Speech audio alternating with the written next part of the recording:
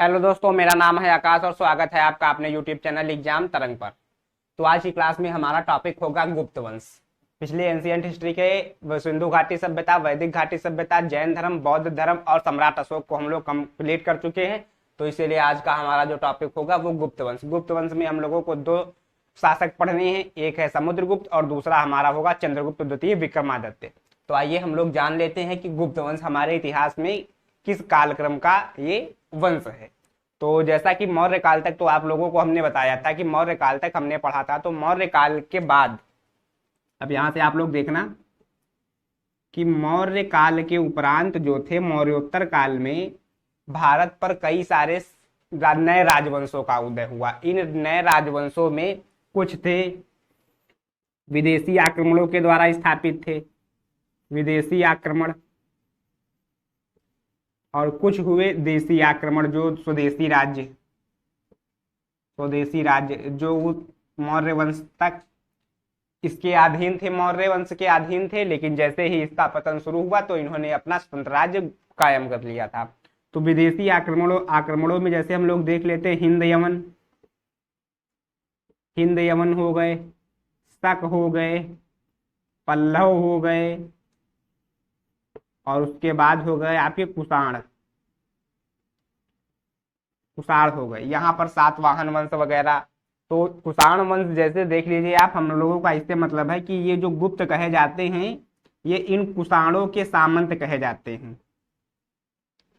कुषाणों के सामंत, ये इनके उदय से संबंधित व्याख्या में आता है कि गुप्त लोग कौन थे। तो ये कुषाणों के सामंत थे, क्योंकि कुषाणों का पहला राज्य यहाँ पर पहले राज्य होता था।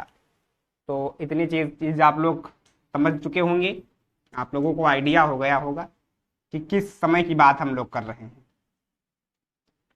और जैसे देख लिया जाए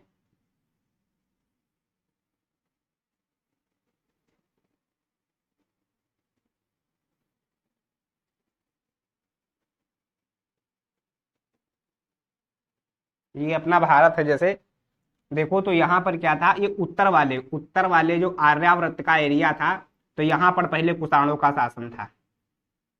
यहाँ पर कुषाणों का शासन था। तो इसी कुषाणों के सामंत थे, यानी कि इनके ही राज्य में फिर यहाँ से इतने स्थान पर इन्होंने जैसे उत्तर पूर्व की तरफ इन्होंने अपना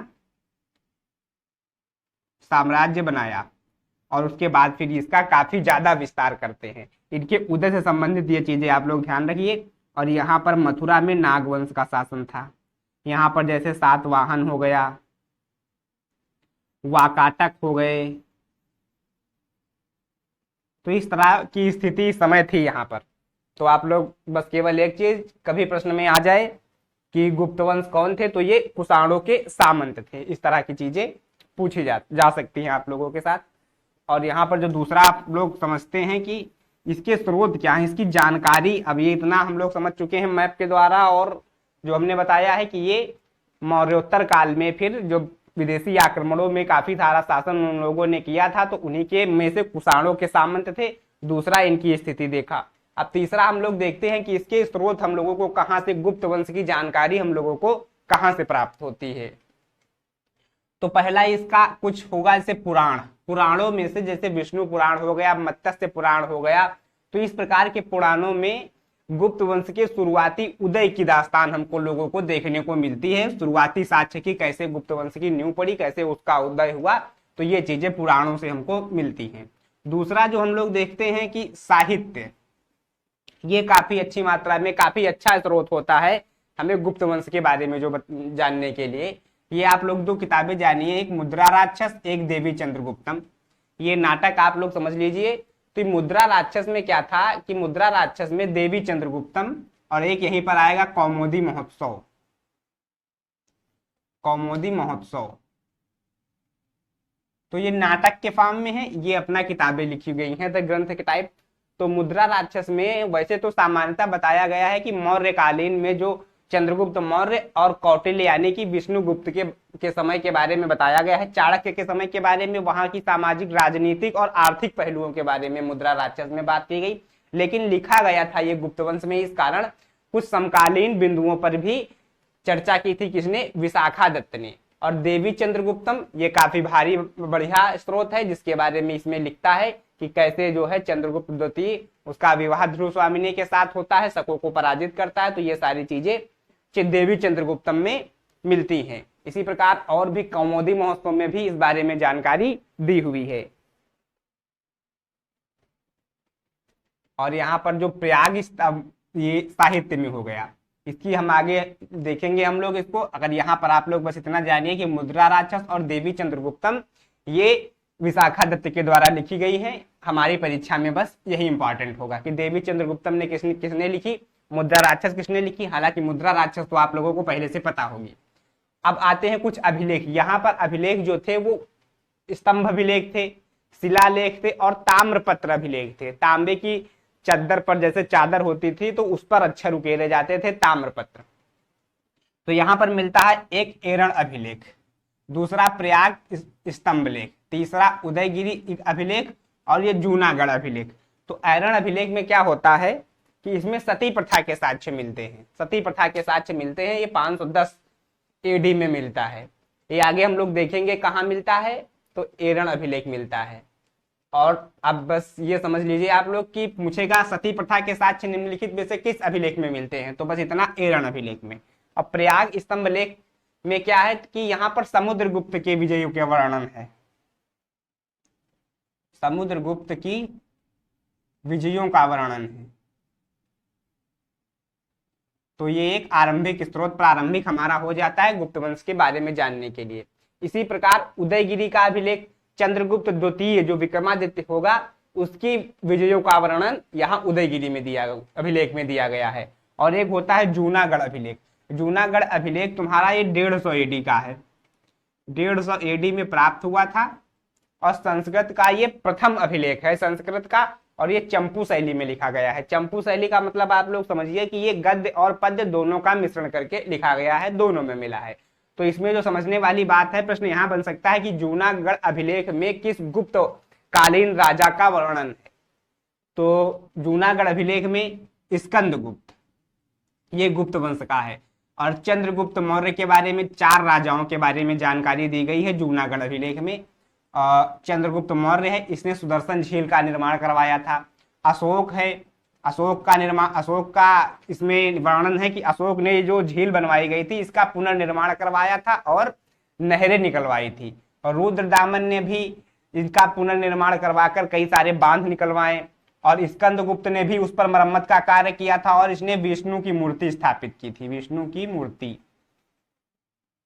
अब ये समझिए इस तरह विष्णु की मूर्ति स्थापित की। तो यहाँ से आप लोग ये लगाइए कि गुप्त वंश के जो राजा थे वह वैष्णव धर्म को मानते थे, ऐसा माना गया है। तो ये कुछ अभिलेख हैं, ये आप लोग ऐसे एक एक लाइन में लिख लीजिए। एरण अभिलेख में सती प्रथा के साथ, प्रयाग प्रशस्ति स्तंभ लेख में समुद्रगुप्त की विजयों का वर्णन, उदयगिरी का अभिलेख यहाँ पर चंद्रगुप्त द्वितीय की विजयों का वर्णन, जूनागढ़ अभिलेख जो कि 150 एडी में लिखा था, संस्कृत का प्रथम अभिलेख था, इसमें 4 राजाओं की चर्चा है, चंद्रगुप्त मौर्य, अशोक की, रुद्रदामन की, स्कंदगुप्त की। और सुदर्शन झील का निर्माण कौन करवाता है, तो वो चंद्रगुप्त करवाता है। उस पर मरम्मत का कार्य, बांधे निकलवाना कौन करवाता है, मरम्मत का कार्य अशोक। और रुद्रदामन इसने बांधे निकलवाता है, ये भी मरम्मत का कार्य करता है। स्कंदगुप्त भी मरम्मत का कार्य करता है उसमें। और विष्णु की मूर्ति बनवाता है, जो कि हम जानते हैं कि विष्णु की मूर्ति बनवाता है। इसीलिए कई इतिहासकारों का मानना था कि गुप्त वंश जो है यह वैष्णव धर्म को मानता था। तो इतनी चीजें हो गई। और तीसरा अब आता है हमारा जो लोगों का अंतिम होगा कि विदेशी यात्रियों का वर्णन। विदेशी यात्रियों के वर्णन में एक फाहयान है, एक इत्सिंग है। ये दोनों चीनी यात्री होते हैं और इसमें गुप्तकालीन राजनीतिक, आर्थिक, सांस्कृतिक दशाओं की ये अपने विवरणों में ये वर्णन करते हैं। तो अभी फाहयान को हम लोग बाद में देखेंगे। स्कंदगुप्त वो बाद के समय आता है, लेकिन जो फाहयान आता है ये चंद्रगुप्त सेकंड के समय आता है। तो हम लोग यहाँ पर देखते हैं, अपना टॉपिक शुरू करते हैं समुद्रगुप्त को। और वैसे गुप्त वंश का अगर आप लोगों से पूछे तो 319 एडी से 540 एडी तक आप लोग इसका समय पीरियड याद रखना। 319 से इसलिए कहा गया है कि श्रीगुप्त तो बहुत पहले इसकी वंश की नींव डाल देता है, लेकिन चंद्रगुप्त द्वितीय जो होता है वह फर्स्ट, चंद्रगुप्त प्रथम होता है, द्वितीय नहीं दोस्तों। तो उसने इस समय गद्दी संभाला था और वही इसका वास्तविक जो है संस्थापक कहलाता है। अब हम लोग थोड़ा वंशावली पर इसके देख लेते हैं।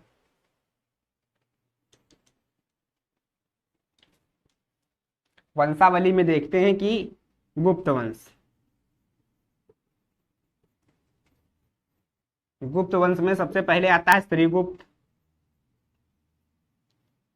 श्रीगुप्त, इसके बाद हो गया आप लोगों का चंद्रगुप्त प्रथम। चंद्रगुप्त प्रथम जो प्रमुख शासक हैं उसके बारे में हम देख लेते हैं। उसके बाद समुद्रगुप्त, उसके बाद आता है फिर चंद्रगुप्त द्वितीय। चंद्रगुप्त द्वितीय, उसके बाद आता है कुमारगुप्त और उसके बाद स्कंदगुप्त। स्कंदगुप्त 1 2 3 4 5 6। आमतौर पर हम इन 6 शासकों के बारे में गुप्त वंश में पढ़ते हैं, लेकिन जो हमारा टॉपिक होगा, जो हमारी सिलेबस में दिया हुआ है, हम सिर्फ उसके अकॉर्डिंग चल रहे हैं। तो समुद्रगुप्त और चंद्रगुप्त द्वितीय के बारे में हम लोग पढ़ेंगे।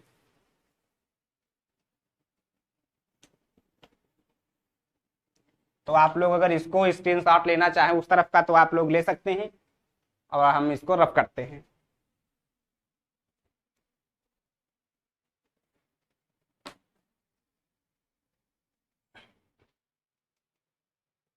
तो हम लोग अब पढ़ते हैं समुद्रगुप्त के बारे में। इसके बारे में जानने से पहले हम लोग कुछ चीजें जान लेते हैं। तो इसके जो पूर्व हुआ था शासक चंद्रगुप्त द्वितीय, चंद्रगुप्त प्रथम, चंद्रगुप्त फर्स्ट होता है इससे पहले। तो इसके बारे में देख लेते हैं कि यह 319 एडी में गद्दी पर बैठा, गद्दी पर बैठा और तभी से गुप्त संवत माना जाता है। गुप्त संवत, गुप्त संवत की शुरुआत मानी जाती है। और जो शक संवत था दोस्तों वो कब था, आप लोग कमेंट बॉक्स में बताइए, वीडियो के लास्ट में हम लोग उसको बता देंगे। तो चलो बता देते हैं, लास्ट में शायद भूल जाएं आप लोग, तो बताने वाले नहीं। तो 78 एडी, 78 एडी में शक संवत लिख लीजिए यहाँ पर, जिन लोगों को ना मालूम हो। और गुप्त संवत ये 319 एडी में इसके गद्दी पर बैठने से, और यही कहा जाता है गुप्त वंश का वास्तविक संस्थापक, गुप्त वंश का वास्तविक संस्थापक।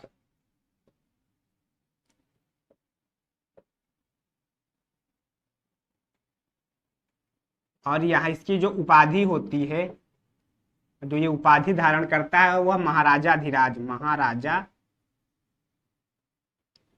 महाराजाधिराज की उपाधि धारण करता है।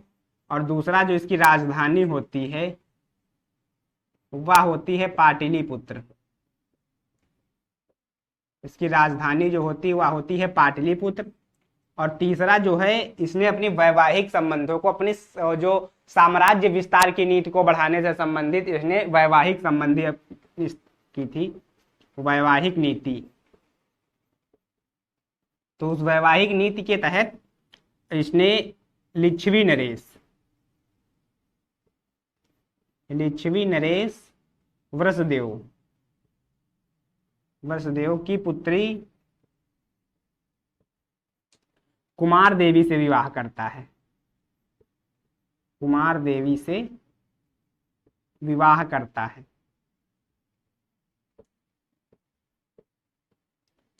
ठीक।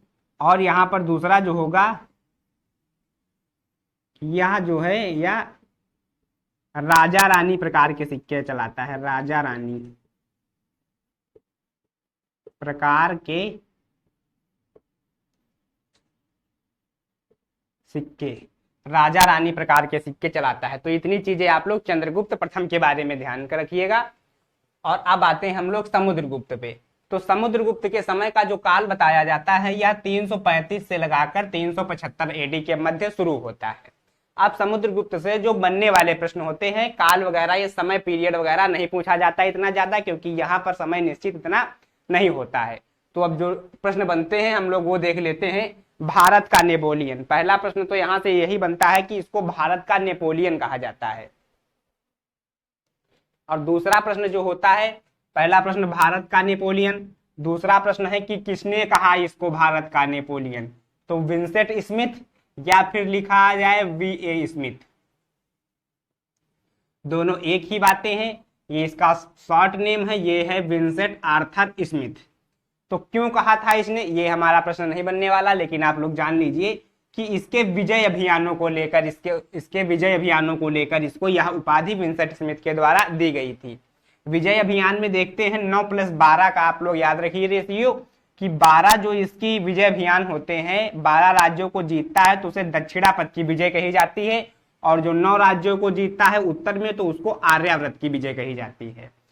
तो इन राज्यों के बारे में अभी हम लोगों को जानने की कोई जरूरत नहीं है, आगे कभी हम लोग अगर किसी बड़े एग्जाम के बारे पढ़ेंगे या किसी मुख्य परीक्षा जो हम लोग देंगे, जैसे वीडियो वगैरह आ गई, तो उसमें हम लोग इसको विस्तार से पढ़ेंगे। यहाँ पर पेट से संबंधित है तो उतना लंबा प्रश्न हम लोग उन चीजों को नहीं देखेंगे।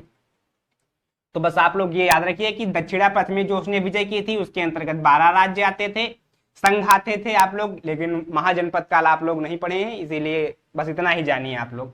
और आर्यावर्त जो है तो वहां पर 9 राज्यों की विजय की बात की गई है। और उपाधियां जो हैं इनको कविराज कहा गया है। कविराज क्यों कहा गया है, कि इसके जो सिक्के मिले हैं उन पर इसको वीणा बजाते हुए दर्शाया गया है, इसी कारण इसको कविराज की उपाधि दी जाती है। और परम भागवत की उपाधि वैष्णव धर्म को मानने के कारण, वैष्णव धर्म को मानने के कारण इसको परम भागवत की उपाधि दी जाती है। आगे चलकर आप लोग देखेंगे कि चंद्रगुप्त द्वितीय की सबसे प्रिय उपाधि यही होती है, परम भागवत की उपाधि। और जो समुद्रगुप्त की सबसे प्रिय उपाधि होती है वह होती है लिच्छवी दौहित्र। अब इसका मतलब आप लोग ये समझिए, लिच्छवी दौहित्र कि इनकी माता जो होती है वही लिच्छवी होती हैं, नाम होता है उनका कुमार देवी। तो इसी कारण ये लिच्छवी दौहित्र अपनी उपाधि कहलवाना बहुत ज्यादा पसंद करता है। और अगला जो हम लोग देखते हैं कि ये है प्रयाग प्रशस्ति अभिलेख। प्रयाग तो स्थान का नाम हो गया, प्रशस्ति क्या होता था कि गुप्त काल में ये एक नई विधा प्रचलन में आई थी। इसमें क्या होता था कि इसमें राजा की प्रशंसा की जाती थी, खूब प्रशंसाओं के साथ उसके युद्ध अभियानों को लेकर इनमें वर्णन किया जाता था, किसमें, प्रशस्ति अभिलेखों में। तो प्रयाग प्रशस्ति अभिलेख, अब इसमें किसने लिखा है इसको, तो हरिसेन ने इसकी रचना व लिपि दी है। किस प्रकार लिखा जाएगा और क्या लिखा जाएगा ये हरिसेन ने दिया है, और तिलक भट्ट ने उसका अंकन किया है। और अगर पूछे प्रयाग प्रशस्ति अभिलेख में, एक हरिसेन हो गया, दूसरा तिलक भट्ट हो गया, एक था ध्रुवभूति। तो तीन विद्वानों का उसमें, ये जो 3 थे लोग थे, इनका वर्णन प्रयाग प्रशस्ति अभिलेख में किया गया है। और जो भाषा थी यह संस्कृत की प्रयोग होती थी। और बौद्ध विद्वान वसुबंध को संरक्षण प्राप्त होता है। अब यहाँ से पूछ ले समुद्रगुप्त के राज्य में कौन सा बौद्ध विद्वान था, तो वह था वसुबंध था। और श्रीलंका, अगला जो पॉइंट इसका आप लोग लिखिएगा कि श्रीलंका के शासक मेघवर्मन ने बोध गया में बौद्ध विहार बनाने की अनुमति मांगी थी। तो कहाँ का शासक था, श्रीलंका का शासक था। कौन था जिसने अनुमति मांगी थी, तो मेघवर्मन था।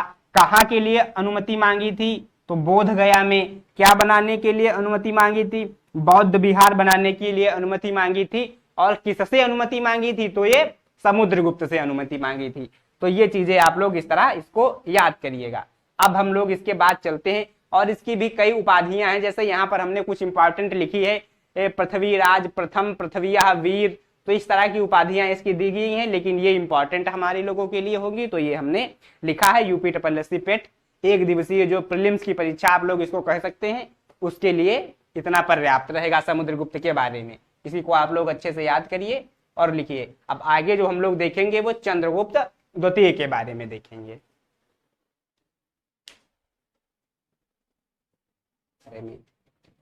अब चंद्रगुप्त द्वितीय को अगर देखा जाए तो या 375 से लेकर 415, या फिर आप लोगों को आ जाए 380 से लेकर 414 तक की डेट एडी में इसका शासन होता है। अब इसको जानने के लिए हम 3-4 खंडों में इसकी जानकारी को बांटते हैं और पढ़ते हैं।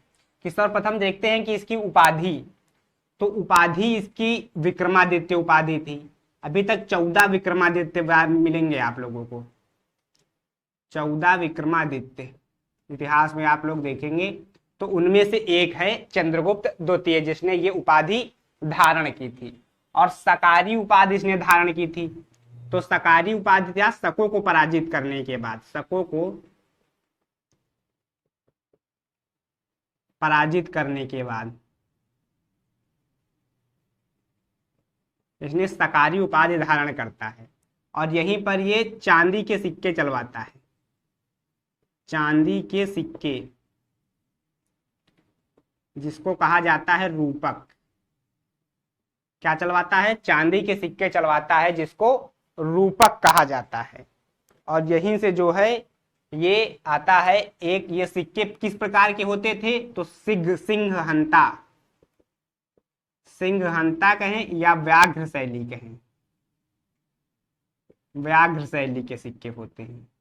तो इतनी चीजें आप लोग याद रखिएगा। सकारी उपाधि कब पड़ी थी? जब ये शकों को पराजित करता है। और परम भागवत की उपाधि जैसा कि आप लोगों को बताया था, ये इसकी इंपॉर्टेंट यहाँ पर आप लोग लिख लीजिएगा कि वैष्णव धर्म के उपासक होने के कारण इसको परम भागवत की उपाधि सबसे अधिक प्रिय थी। और एक उपाधि सहसांक आप लोग याद रखिएगा। तो ये इनकी उपाधियों से संबंधित चीजें हो गई। अगला हम देखते हैं इसकी वैवाहिक नीतियां।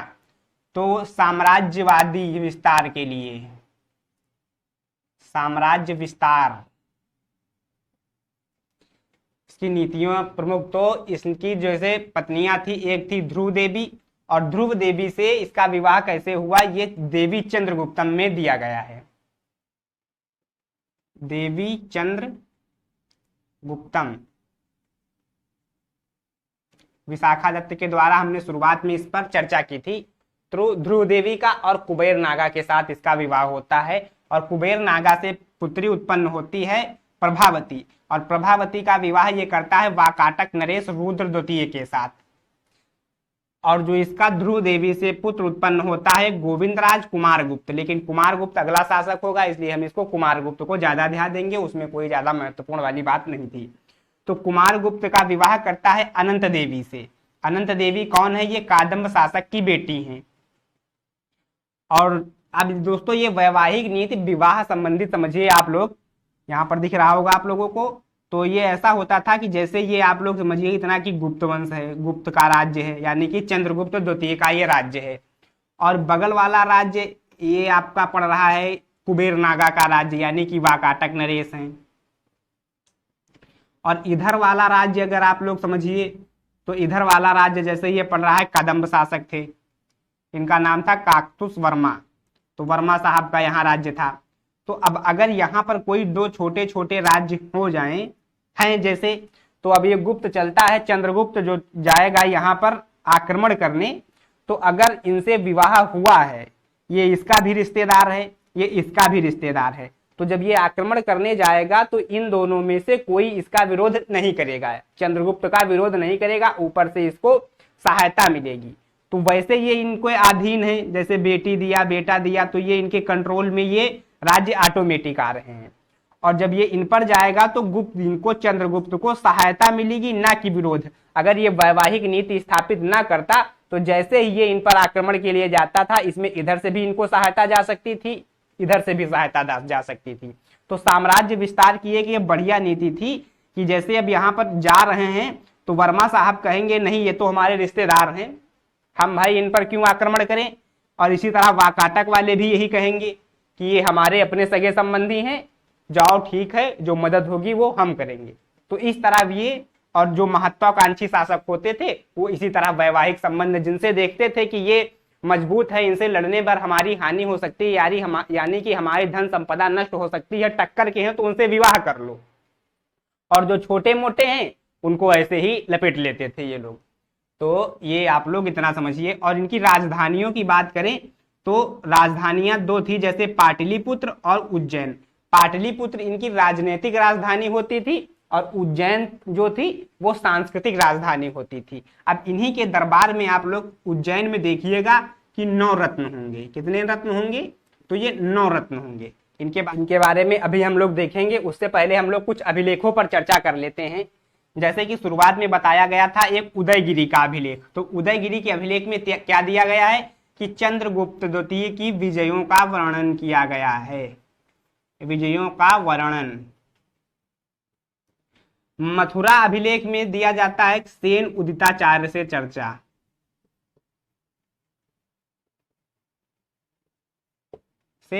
करता है। और सांची के इस अभिलेख में दिया गया ग्राम दान के बारे में बताता है, ग्राम दान के बारे में, ग्राम दान के बारे में। ये सांची का अभिलेख।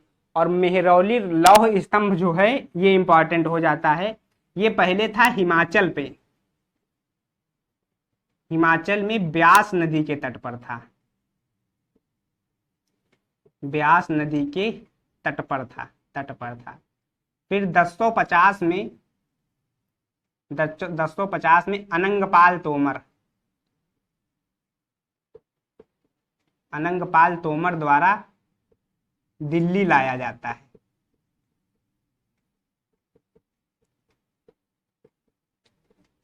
जिसको आप लोग जानते हैं लौह स्तंभ के नाम से, और ये अभी वर्तमान में कुतुब मीनार के सामने प्रांगण में स्थापित है।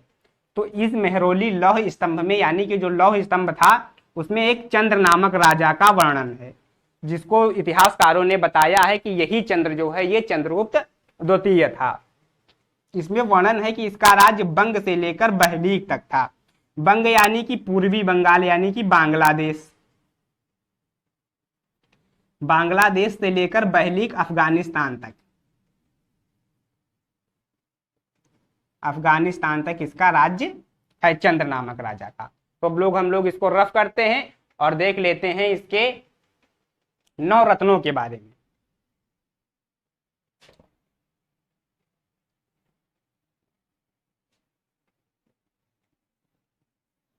इतनी चीजें जानकारी बहुत हैं दोस्तों, आप लोग इसकी बस यही पूछा जाएगा, कहीं अभिलेखों के बारे में चर्चा कर लेगा या वो सीधे सीधे ऊपर यही दे देगा, 4 शासक दे देगा, बस मिलाइए कौन से कब के थे। जैसे अशोक दे दिया, चंद्रगुप्त द्वितीय दे दिया, अभी आगे चलकर जो हम लोग पढ़ेंगे स्कंदगुप्त दे दिया, तो इनका कालक्रम के अनुसार इसको व्यवस्थित करें। तो अभी तक आप लोग अगर ध्यान से पढ़ रहे हैं इसको, तो ये सब करने में आप लोग सक्षम होंगे।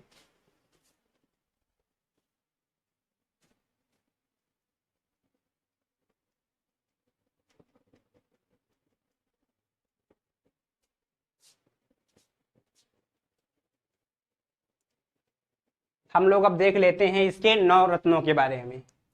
तो 9 रत्न में पहला आप लोगों को जैसे याद करिएगा कि कालिदास, कालिदास ये कौन थे? ये आदि कवि, कवि थे। तो इनकी रचनाएं कुछ देख लेते हैं। मेघदूतम, मालविकाग्निमित्रम, अभिज्ञान शाकुंतलम, रघुवंशम और कुमार संभव, ये कालिदास की कुछ प्रमुख रचनाएं हो जाती हैं। और अभिज्ञान शाकुंतलम में आप लोग एक कहानी याद रखिएगा, राजा दुष्यंत प्लस शकुंतला के भी, राजा दुष्यंत और शकुंतला के प्रेम संबंधों के बारे में अभिज्ञान शाकुंतलम में बताया गया है। और दूसरे थे वराह मिहिर, दूसरे थे वराह मिहिर, ये खगोल शास्त्री थे। इनकी रचनाएं देख लीजिए आप लोग, बृहत संहिता और पंच सिद्धांतिका। इन्होंने पृथ्वी की व्यास और त्रिज्या संबंधी सिद्धांत दिए थे, ये आप लोग ध्यान रखिएगा। और शंकु एक था, तो ये था प्रमुख वास्तुकार होता था।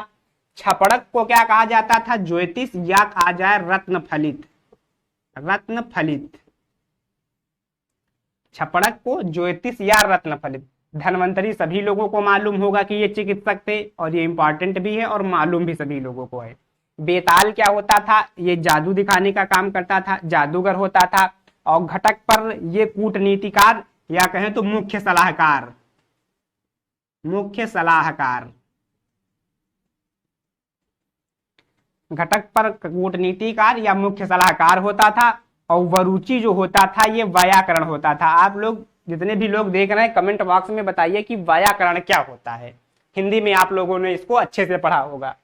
और अमर घोष जो थे वो शब्द कोषाध्यकार अध्यक्ष थे। तो इतनी चीजें इनके 9 रत्नों को आप लोग ध्यान रखिएगा। अब यहाँ पर हम लोगों ने जो फाहयान को देखते हैं, तो फाहयान इंपॉर्टेंट हो जाता है, क्योंकि ये देखो 399 से 414 ईस्वी तक भारत में रहा था, और ये समय है चंद्रगुप्त द्वितीय का। तो अगर इससे प्रश्न बनाना होगा तो वो फाहयान के बारे में पूछ सकता है। पुस्तक फोयू की आप सभी लोगों को मालूम है। और इसने पाटलिपुत्र की विशालता को देखकर, पाटलिपुत्र की विशालता को देखकर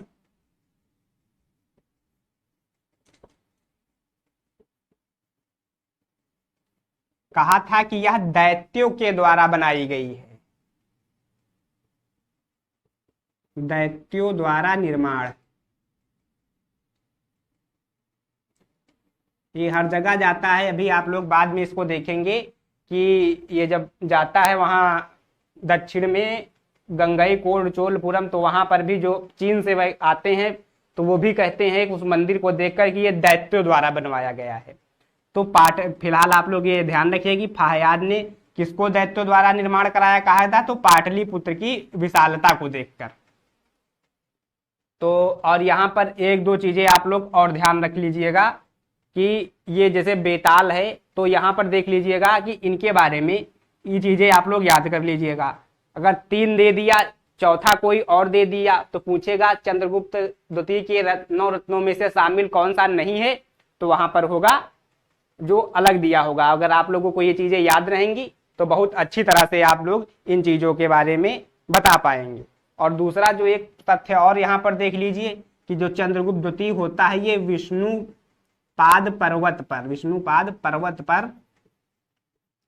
विष्णु ध्वज लहराता है, विष्णु ध्वज लहराता है।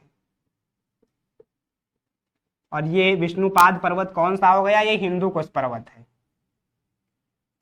हिंदुकुश पर्वत। तो ये इसकी अधिकारिता को दिखाता है कि यहाँ पर उसका अधिकार होगा।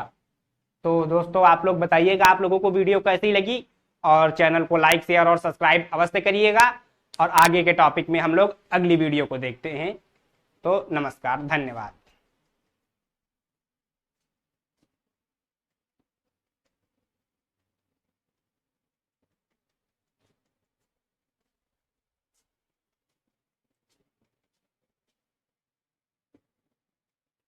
तो दोस्तों आज के लिए बस इतना ही, आगे की वीडियो में फिर हम मिलते हैं। तो आप लोग तब तक चैनल को लाइक शेयर और सब्सक्राइब अवश्य करें। धन्यवाद।